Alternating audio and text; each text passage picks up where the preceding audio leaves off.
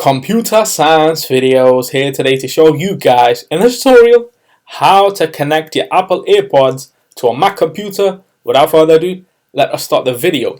So in this tutorial, you need to have access to a Mac computer, AirPods.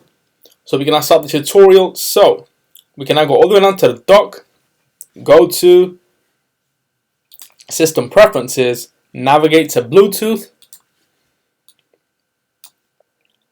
And now at the same time, let's turn the attention to the AirPods on screen.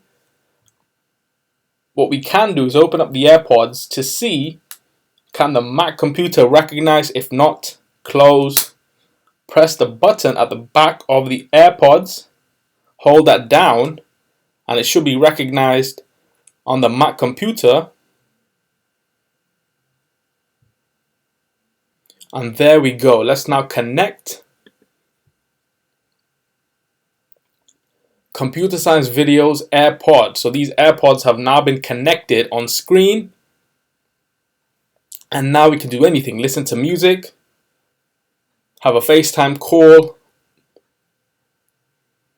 and all the sound will come through the AirPods. So that's it with this video. I'll see you guys in my next tutorial.